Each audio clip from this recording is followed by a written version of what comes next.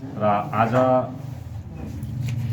हामी भारतीय जनता पार्टीको यो एउटा इलेक्सन जो सङ्कल्प पत्र छ, यो सङ्कल्प पत्र आज हामी रिलिज गर्न गइरहेका छौँ र सम्पूर्ण जनतालाई म यो सङ्कल्प पत्रमा रहेको जति पनि विषयहरू छ ती सबै विषयहरूलाई ध्यानमा राखेर र आजसम्म भाजपाले जे जति देशको सुरक्षादेखिको लिएर यो जुन हाम्रो यो कोभिडको आपतकालमा जुन किसिमले जनता चाहिँ पहिले बाँच्नुपर्छ भनेर जसरी काम गरे र ती सबै कुराहरूलाई हेरेर तपाईहरूले हामीलाई यो सङ्कल्प पत्र पढिसकेपछि निर्धक्क तपाईहरूले कुनै कुरोमा कन्फ्युजन नभइकन हाम्रा भाजपाका उम्मेदवार श्री निरज तामाङ जिम्बा 23 दार्जिलिङ विधानसभा अनि कर्स्याङबाट हाम्रो विष्णुप्रसाद शर्मा बिपी बजगाई भाइ भनेर जसलाई चिनिन्छ र कालिम्पोङमा हाम्रा शुभ प्रधान सरलाई तपाईँहरूले भोट दिनुहुन्छ भनेर म निवेदन गर्दछु। र आज तपाईँहरूको समक्षमा यहाँ हाम्रो सेक्रेटरी हुनुहुन्छ सुजेन राई भाजपाका र यहाँ हाम्रा टाउन युथका भाइस प्रेसिडेन्ट हुनुहुन्छ मनिष लिम्बू र अनि सम्पूर्ण उपस्थित जति पनि मिडियाका इलेक्ट्रोनिक र प्रिन्ट मिडियाका सामुन्ने म यो सङ्कल्प पत्र पढेर यस प्रकार सुनाउँदैछु।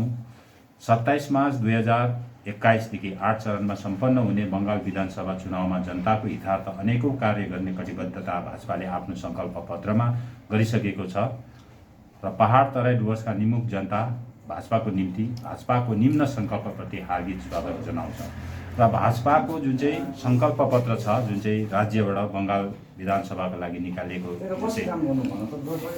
सङ्कल्प पत्र छ, त्यस सङ्कल्प पत्रमा सर्वप्रथम दार्जिलिङ पहाडको निम्ति गोर्खा जातिका छाडिएका 11 जात गोष्ठीलाई जनजातिको दर्जा दिने अनि धेरै वर्ष पहाड तराई डुवर्सको थाँतीमा रहेको राजनैतिक समस्याको स्थायी समाधान, जसलाई अब अहिले हामी पिपिएस भनेर बुझ्ने गर्छौँ, चिया अनि सिन्कोना बगानका श्रमिकहरूलाई कानुनन न्यूनतम मजदुरी दिलाई दैनिक रोज रुपियाँ 350 पुर्याउने, चिया अनि सिन्कोना बगान, डिआई फन्ड, वनबस्ती, जौहार बस्ती, दार्जिलिङ, रोहिणी, कर्स्याङ अनि पहाड तराई डुवर्समा पुस्तौँदेखि बसोबासो गर्दै आएका बासिन्दाहरूलाई स्वामित्वमा रहेको जमिनको पर्जापट्टा दिने, दार्जिलिङ पहाडमा स्वतन्त्र सेनानीका सम्मानमा भव्य सङ्ग्रहालयका स्थापना गर्ने, महिनामा प्रत्येक परिवारलाई 200 युनिटसम्म बिजुलीको मुक्त सेवा दिने, अन्नपूर्ण योजना अन्तर्गत आम जनतालाई दिनमा प्रति छाक रुपियाँ 5 मा 3 पल्ट भोजनको व्यवस्था गर्ने, पिडिएस जो सरकारी रासिन हामी पाउँछौँ, पिडिएस अन्तर्गत चामल अनि गहुँ प्रति केजी रुपियाँ 1 मा दिने, दाल प्रति केजी रुपियाँ 30 मा दिने, नुन प्रति केजी रुपियाँ 3 मा दिने अनि चिनी प्रति केजी रुपियाँ 5 मा वितरण गर्ने योजना। यो हो भाजपा राज्य कमिटीले गरेको आफ्नो सङ्कल्प पत्रमा गरेको सङ्कल्प। यसबाहेक उपरोक्त राज्य अब्लिक केन्द्रीय सङ्कल्प बाहेक पहाडवासीको हितार्थ केन्द्र अनि राज्य भाजपाको परामर्शमा निम्न थप सङ्कल्प गर्दछु र यो मुनिको जति पनि हामीले यहाँ जम्मा 8 वटा बुदाहरू, जब 9 वटा भन्दाखेरि हुन्छ, यी बुदाहरू लिएर हामीले सङ्कल्प गरेका छौँ। यो हामीले भाजपा राज्य कमिटीसित बसेर अनि केन्द्रसित बसेर कि दार्जिलिङमा भाजपा सरकार आइसकेपछि चाहिँ यी विषयहरूमा चाहिँ तपाईँहरूले एकदमै ध्यान दिएर यी विषयहरूलाई चाहिँ तपाईँहरूले पुरा गरिदिएको हुनुपर्छ भन्दाखेरि उहाँको परामर्श पाएर ठिकै छ भनेर भनिसकेपछि यो हामीले बसेर बनाएका हौँ र दार्जिलिङ विशेष यो जति पनि 9 वटा बुदाहरू छन् यो प्रायः हाम्रा दार्जिलिङ पहाड तराई र डुवर्स रिलेटेड मात्रै छ यो विषयहरू। र यो विषयहरू कस्तो छ भन्दाखेरि झट्टभन्दा झट्ट पहाडमा पञ्चायत चुनाव गराउने। पञ्चायत चुनाव एउटा यस्तो विषय हो जुन पञ्चायती व्यवस्थाद्वारा जति पनि सरकारी जति पनि तपाईँको सहुलियतहरू हुन्छ त्यो साधारणभन्दा साधारण जनतासम्म पुग्ने यो एउटा पञ्चायती व्यवस्था हो र सर्वप्रथम भाजपा बङ्गालमा आइसकेपछि हामी पहाडमा पञ्चायत चुनाव गराउँछौँ। दोस्रो, दार्जिलिङ नगरपालिकाको गरिमा अनि जनसङ्ख्याको आधारमा दार्जिलिङ नगरपालिकालाई नगर निगम म्युनिसिपल कर्पोरेसनको दर्जा दिलाउने साथै कालिम्पोङ कर्स्याङ अनि मिरिक नगरपालिकाको दर्जा बढोत्तरी गर्ने अनि बिजनबारी सुकियापोखरी सोनादा बजारहरूमा सही विकास गर्न नगरपालिकाको गठन प्रक्रिया सुरु गर्ने। समयअनुसार दार्जिलिङको जनसङ्ख्या बढेर गयो, यो जति पनि एक्सटेन्सन हुनुपर्ने केही पनि भएको छैन र जति अहिले रहेकै अवस्थामा पनि जति हामीले भित्किएका या नयाँ कुराहरू जति पनि गर्नुपर्ने त्यो हाम्रो दार्जिलिङ चाहिँ अब एउटा त्यति फन्डले हामीलाई पुग्दैन। यदि म्युनिसिपल कर्पोरेसन भयो भने चाहिँ हामी धेरै फन्ड पाउन सक्छौँ र यहाँ धेरै कामहरू हामी गर्नु सक्छौँ। र अर्को 3मा सबैभन्दा ठुलो समस्या के छ भन्दा जिटिएको विभिन्न सरकारी विभागहरूमा वर्षौँदेखि अस्थायी रूपमा कार्यरत कर्मचारीका भविष्य सुनिश्चित गर्न उपायहरू खोजी अस्थायी कर्मचारीको भविष्य सुनिश्चित गर्ने हेर्नुहोस् यो जुन चाहिँ छ होइन, त्यसमा पहाडमा एउटा एम्ससित रिलेटेड हस्पिटल बनाउँछु भनेर यसमा लेखेका छ। सायद यो तपाईँहरूले पहिल्यैबाट नै पाइसक्नु भयो। यसमा धेरै विषय हस्पिटल जुन बनाउँछु भन्नुहुँदैछ नि, तर यो लोकल इस्युमा त पहाडमै हुनुपर्ने हो नि त यो हस्पिटल। पहाडमै लेखेको छ होइन। म तपाईँलाई अलिकति क्लियर गरिदिन्छु। हेर्नुहोस्, यो जति विषयहरू छ यो छुटिएका विषयहरूमा हामीले भाजपा राज्य र केन्द्रसित गरेर हामीले लेखेका विषयहरू हेर्नुहोस्। यसमा 2 पार्ट छ। एउटा हामीले स्वागत जनाएको छौँ मुख्य कुरोहरू, अर्को हामीले छुटिएका गरेको छौँ। र भाजपाको जुन चाहिँ राज्य स्तरीय जुन चाहिँ सङ्कल्प पत्र छ, यस सङ्कल्प पत्रमा यहाँनिर क्लियरली एकदमै लेखेको छ। त्यो चाहिँ के हो भन्दाखेरि चाहिँ एम्स स्तरीय एउटा हस्पिटल चाहिँ दार्जिलिङ पहाडमा बनाउँछौँ। यो चाहिँ हो भाजपाको स्टेटको सङ्कल्प पत्र र यसमा भएको कुरोलाई चाहिँ हामीले यहाँ हालेका छैनौँ।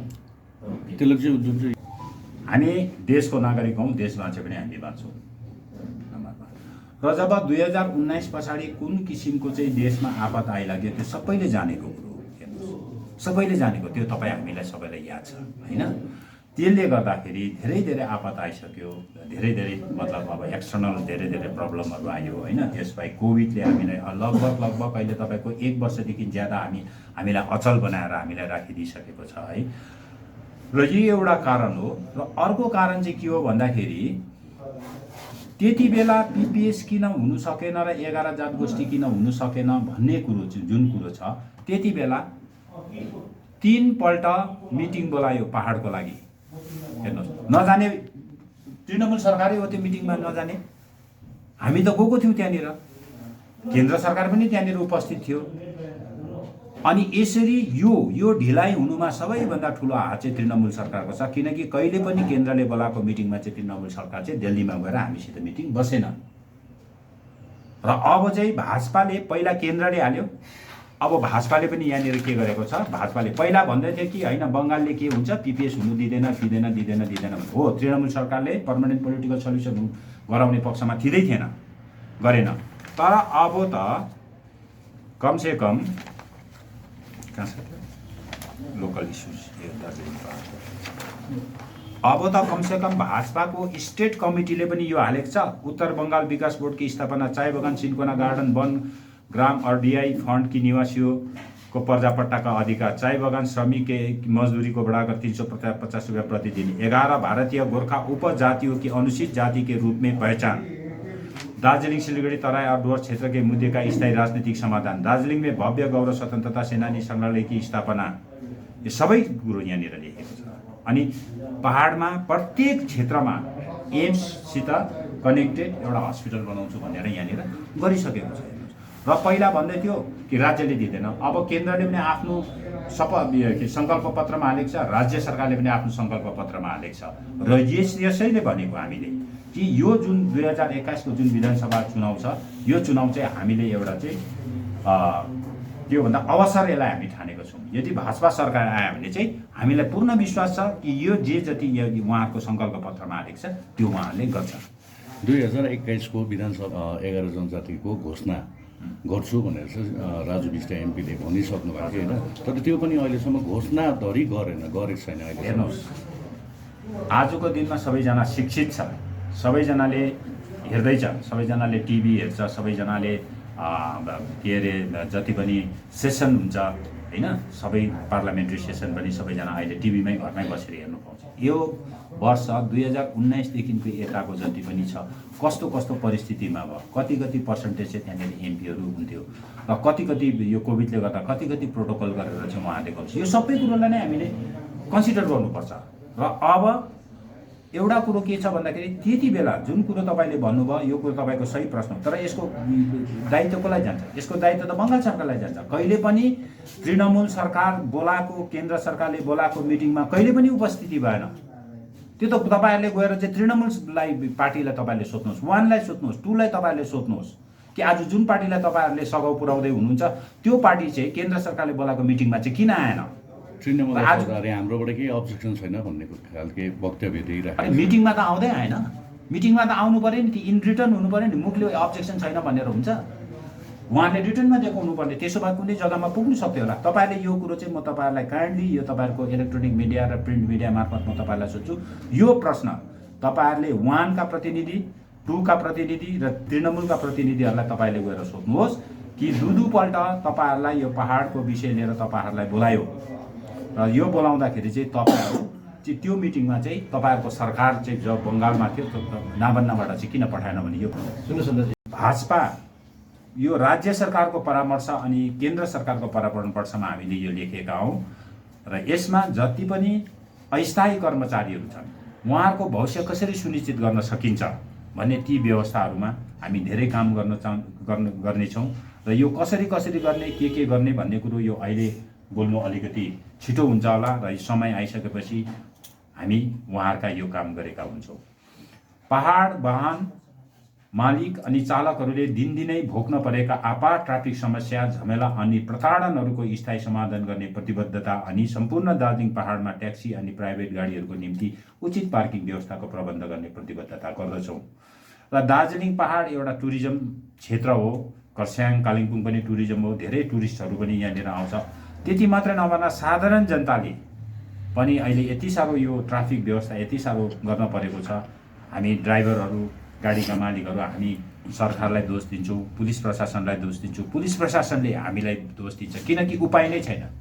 गाडी चल्नुलाई पुलिस प्रशासनले अलिकति स्ट्रिक्ट गर्नै पर्छ अनि गाडी चलाउनुलाई काहीँ न काहीँ गाडी रोक्नु नै पर्यो। त्यसले गर्दाखेरि यो एउटा मिसअन्डरस्ट्यान्डिङ जस्तो यो जुन कुरो भएको छ यसको समाधान तब मात्रै हामी गर्न सक्छौँ जब हामीले सही हिसाबले पार्किङ व्यवस्थाहरू सानो ठुलो 10 वटा 5 वटा 100 वटा यस्तो गाडी बस्ने ठाउँहरूको हामी निर्माण गर्न सक्छौँ। 5 दार्जिलिङ पहाडको विगतको भव्य शैक्षिक गरिमा जो दिनहुँ ह्रास हुँदै गएको हामी सबैले महसुस गरेका छौँ। फेरि हाम्रो विगतका शैक्षिक गरिमालाई फर्काइ ल्याउने ठोस र दीर्घकालीन योजनाबारे गरी पहाडको शैक्षिक स्तरमा सुधार गर्ने सङ्कल्प गर्दछौँ। अब यो शैक्षिक स्तरको सुधार जुन चाहिँ कुरा आउँदैछ यसमा थुप्रो विषयहरू छ, जस्तै प्राइमेरी सेक्टर जुन चाहिँ छ हाम्रो त्यसलाई अझै राम्रो कसरी बनाउनु पर्ने, हाम्रो सही जुन सिलेबस हुन्छ त्यहाँनिर कसरी इम्प्लिमेन्टेसन गर्नुपर्ने, यो थुप्रो विषयहरू छ। अनि त्यो बाहेक माथि पनि हायर सेकेन्डरीमा पनि त्यस्तै किसिमको छ, कोही स्कुल छ, स्टुडेन्ट छ, उहाँहरूको ठिक हिसाबले स्कुल रुमहरू छैन, खेल्ने आँगनहरू छैन है। र यो सबै शिक्षासित जोडिएको विषयहरू हो र यदि भाजपा आइसकेपछि हामी यसमा राम्रोसितले काम गरेर सायद रातारात अब हामी गर्न त सक्दैनौँ तर समय 5 वर्षभित्रमा हामी यो विषयमा धेरै काम गरेका हुन्छौँ। 6 हेलित र अनदेखा गरेका पहाडका कृषि क्षेत्र र कृषकका स्तरमा सुधार गर्ने उपायहरू खोज्ने साथै माछा पालन अनि कृषकहरूलाई जैविक खेतीतिर अग्रसर गराउने कटिबद्धता गर्दछौँ। हेर्नुहोस् दार्जिलिङ पहिला यहाँनिर सुन्तला, हाम्रो अदुवा है, अलैँची है, यहाँका सागसब्जी यति साह्रो प्रचलित थियो कि यहाँबाट पहिला बाहिर जान्थ्यो। अहिले हाम्रो सुन्तला त्यतिकै मासेर जाँदैछ, अलैँची पनि त्यतिकै मासेर जाँदैछ, हाम्रो अदुवा पनि हाम्रो त्यतिकै मासेर जाँदैछ। अरू सब्जीहरू पनि ठिकसितले हामी यहाँनिर गर्न सक्दैनौँ, अरू खेती पनि हामी यहाँ ठिकसितले गर्नु सक्दैनौँ। यसको निम्ति एउटा व्यक्ति या एउटा कृषकले यो सम्हाल्नु सक्दैन। यसको निम्ति सरकारले राम्रोसितले यसलाई रिसर्च गर्नुपर्छ, राम्रोसितले काम गर्नुपर्छ, के कारणले रोग लाग्दैछ, शिक्षा दिनुपर्छ, त्यस क्षेत्रमा एजुकेट गराउनुपर्छ, उहाँहरूलाई शिक्षित बनाउनुपर्छ। तब मात्रै फेरि पनि त्यो हाम्रो जुन चाहिँ एउटा कृषिको जुन चाहिँ गरिमा थियो, जहाँ दार्जिलिङको सुन्तलाको अदुवाको जुन चाहिँ अलैँचीको त्यो गरिमा थियो त्यसलाई हामी फर्काइ ल्याउन सक्छौँ। यो बाहेक आज सिक्किम टोटल्ली यहाँनिर के भयो भन्दाखेरि जैविक खेतीमा सिक्किम आज नम्बर 1मा पुगिसक्यो देशमा होइन। भनिसकेपछि सिक्किमभन्दा धेरै फर्टाइल उर्वर हुने ठाउँ दार्जिलिङ हो।